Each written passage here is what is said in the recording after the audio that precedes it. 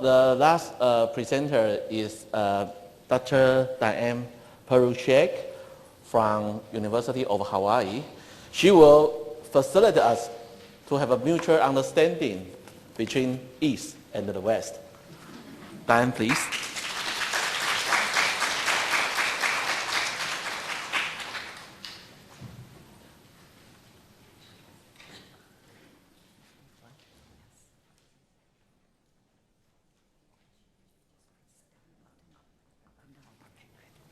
Thank you very much, Steve. I'm going to talk about 3 library consortia today, and I kind of feel like I am in a room of my examiners. I have many of you to thank for the preparation of this presentation, but I also feel that you will correct me if I've made any mistakes in this presentation, so I appreciate your help in the past and today as well. I'm going to talk about library consortia in China, Hong Kong, and the United States. And this is supposed to be the 3-mile view, but I think we probably have to go up to 5 miles to include such a vast expanse of the globe. What are we sharing in consortia? We think about resource sharing. So I've shown you, this is the University of Salamanca, their rare book collection, which is particularly gorgeous. And of course, we all want to share our resources. So we want an open door, just like Salamanca has here. But we also, as consortia, share a lot of ideas, best practices, but also burdens and problems. So we go way beyond just the materials and what we do for our users. I have a lot of people to thank, as I said. I first of all have to thank the Fulbright Commission of the United States State Department, which gave me a grant last year to spend a year in China and a month here in Hong Kong working on this paper. Well, not only on this paper, but research in general, comparing 3 libraries in 3 different areas. I also want to thank the the organizing committee for this conference. They permitted me to be an advisor for that committee, so I want to thank you all. I also want to thank Chinese University of Hong Kong, both past and present library directors for choosing this particular topic, which is so close to my heart. And also all of you who came today to talk about consortia.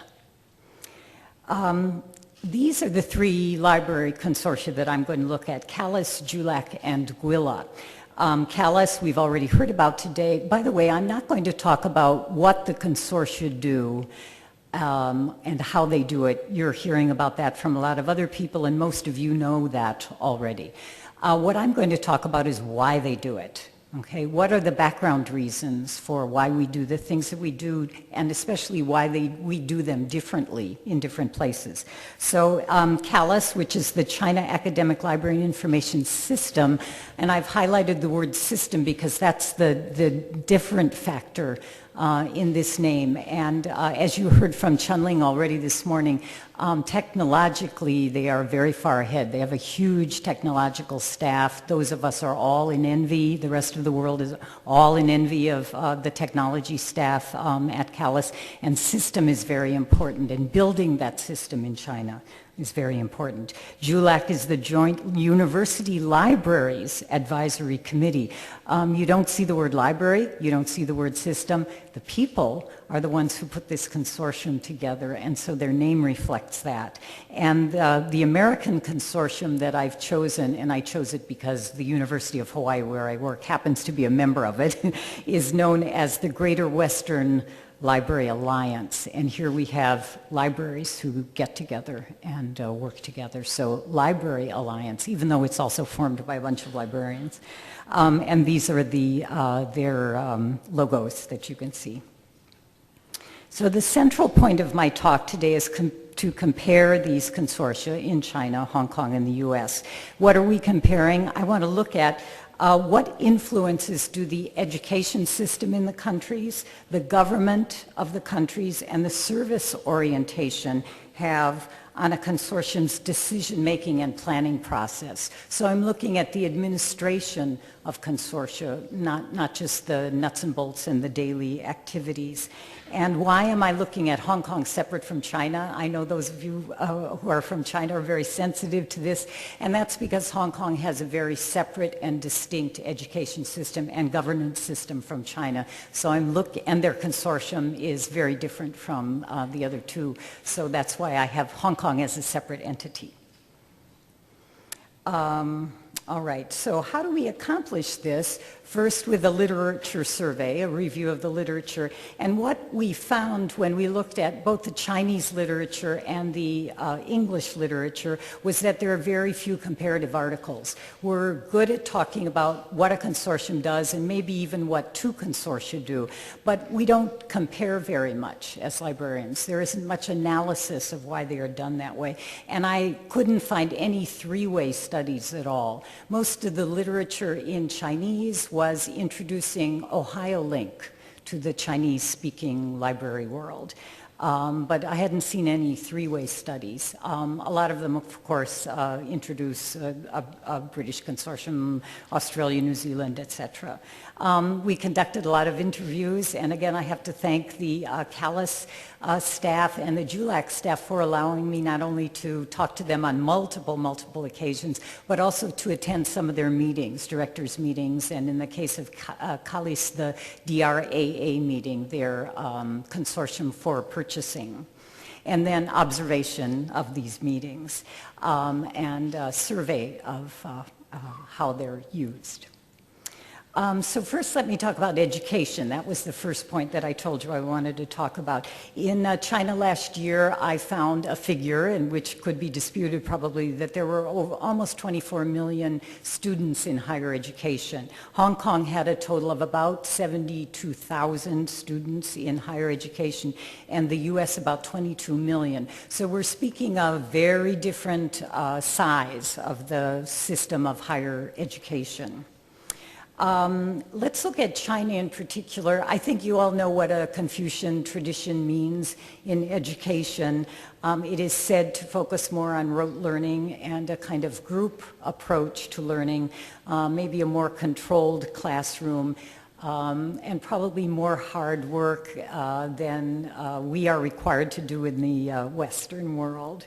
In the United States, the education system is said to cultivate abstract skills, maybe more than concrete skills, and these would be things like critical and analytical thinking, logic, ethical sensibility, self-expression, and again, creativity.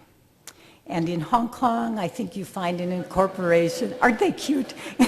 An incorporation of the two, the West and the East. The study ethic is very much a lot of hard work on the part of the students, but the system is based on the UK model. And as you probably know, that they merged into a four-year system just this year for their higher education system, and that was quite a job for Hong Kong to have to go through. In terms of the government support and the government involvement in library consortia, this is probably where the divide is the greatest among these three consortia.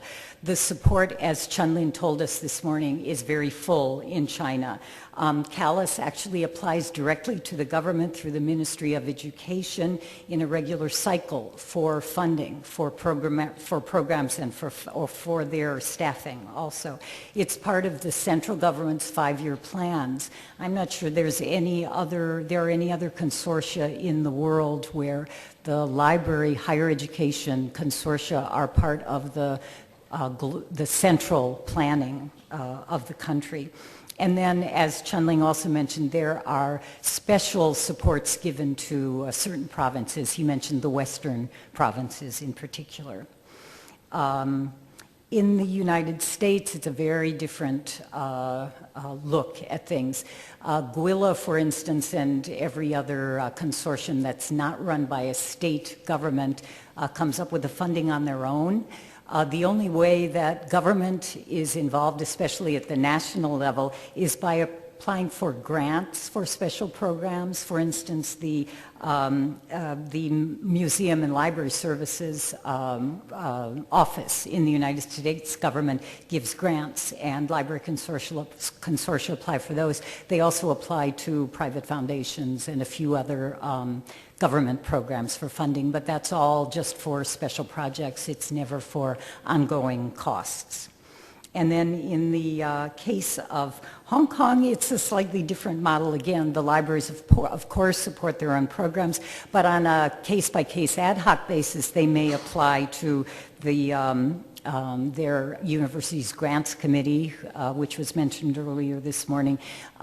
You will probably hear about JURA, I think, maybe tomorrow, the Joint Universities Research Archives, which is a shared storage facility, and they have to ask for money to actually build a building, which will come from the government. So that's yet another model of how support comes from governments.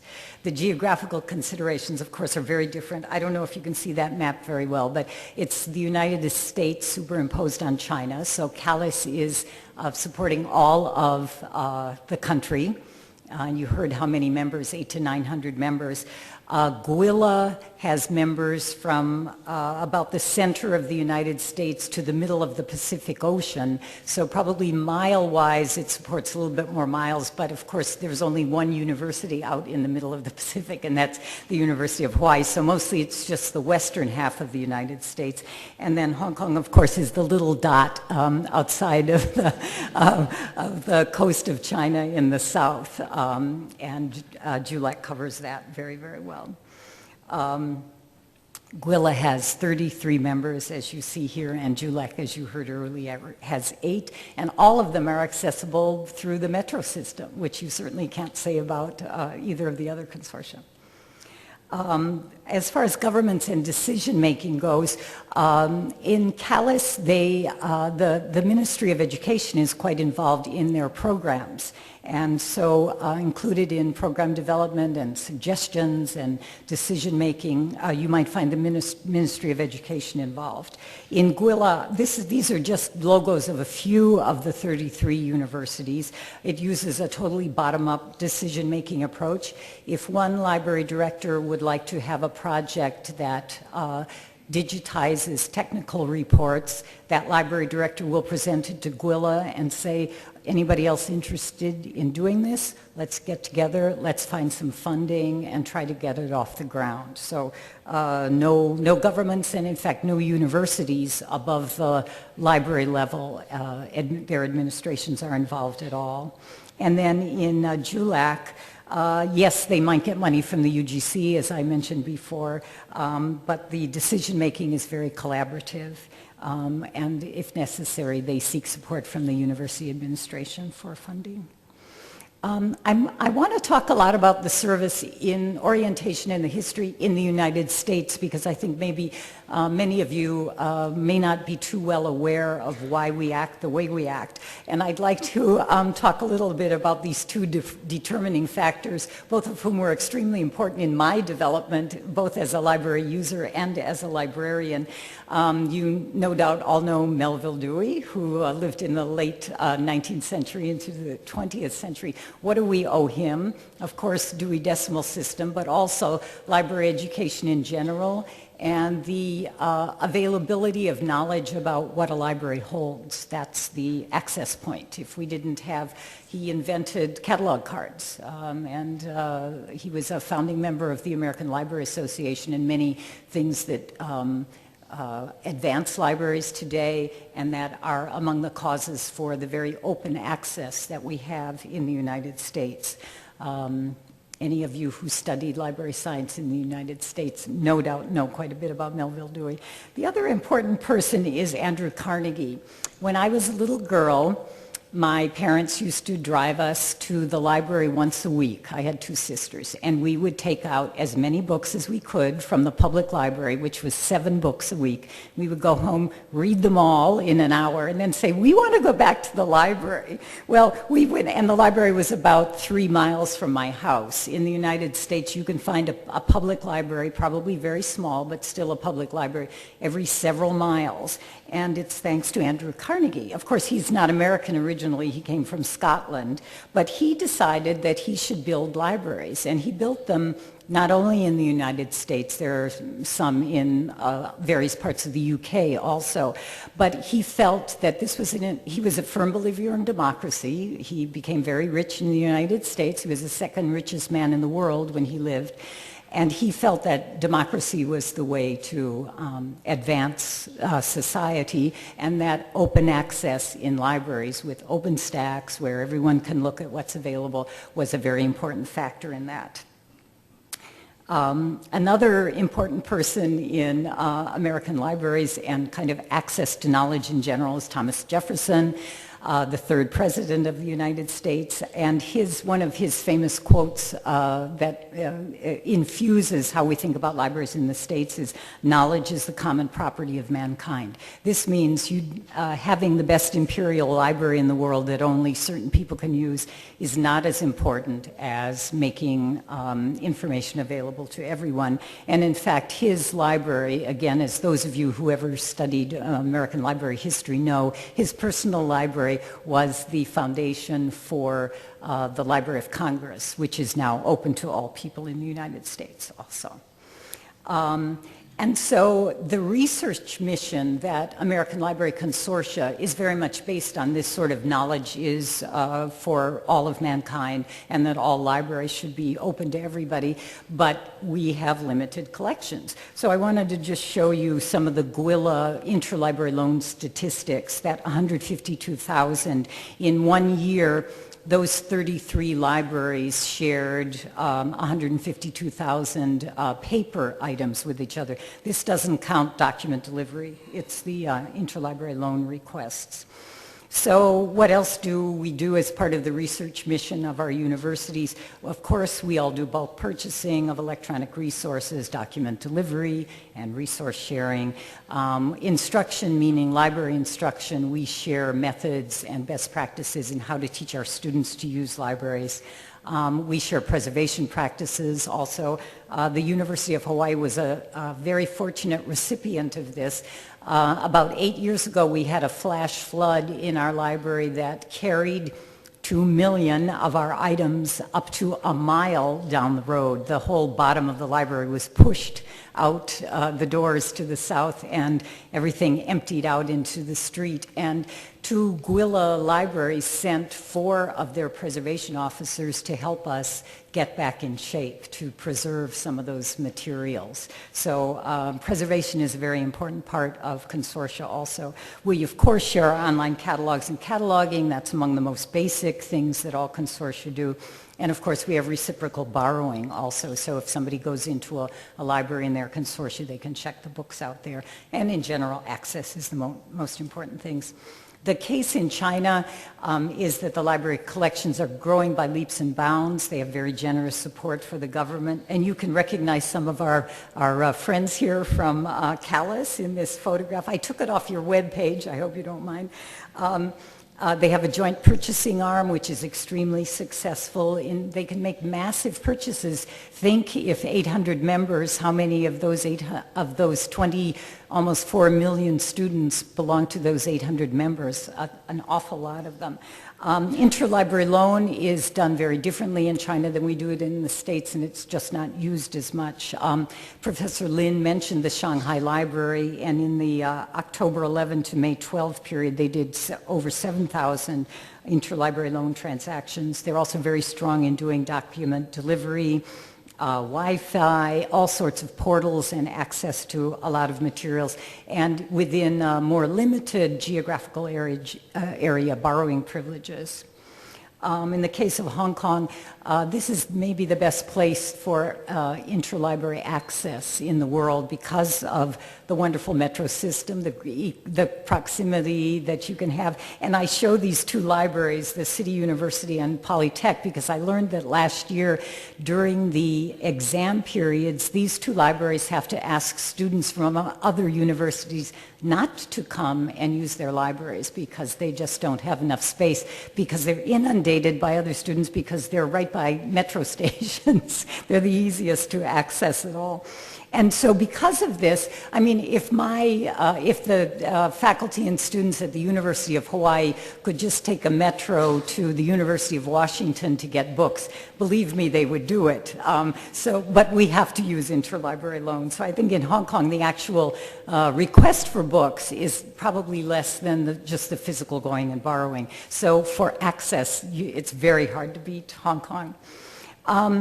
How do we succeed, and what do we look at in the future? You don't want the yin and yang too separated, so you would like both the yin and the yang to be as close together as possible. So for all of us, we have to change attitudes, and we have to do it constantly. When consortia are first formed, you have to make sure that everybody's willing to concede, to yield, to accommodate other people's needs and wishes, and you have to do it constantly. Libraries can't always agree on what needs there are, so you have to keep doing that on an individual level and try to think of all members' collections as one collection. And so how do you do this? Sometimes you have to build consensus in your own library, which is where funding can be important. Sending staff to training sessions, sending staff to meetings, sometimes just persuasion with some kind of perks, like allowing people to be in a leader in a subcommittee in their consortia. And sometimes you just have to appeal to altruism, and we all try to follow each other's best methods. Do we compete across nations? I don't think so. We probably cooperate more across nations, and the competition is much more likely to come within the consortium, as far as I can tell. Collaborating across borders is something that I think we should try to do as consortia, and that's probably possible in the future. I'm showing you the whole bagua here because when you when you tell the future, you cast a hexagram using the trigrams from the I Ching. Some of the other things that I would like personally to see research done on would be to compare with other consortia also. My specialty is China and Japan, so of course I think about other Asian and Pacific libraries, but of course there are rich fields in Europe and other parts of the world as well. The effect of technology and the level that technology is at. We heard in the Philippines that one of the major issues is technology development is not the same. That's a very important issue. And does this mean that consortia can't advance as easily as they can where everybody's technology is up to the same level as CALIS is doing so well? Also, the power of information science education.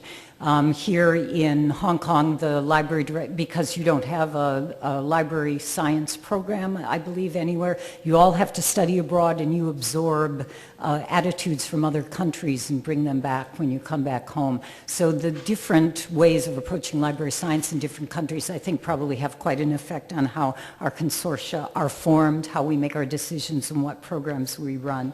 And then I think the value of conferences like this and how they advance the work that we do through learning from each other is important also. And thank you all very much for your attention.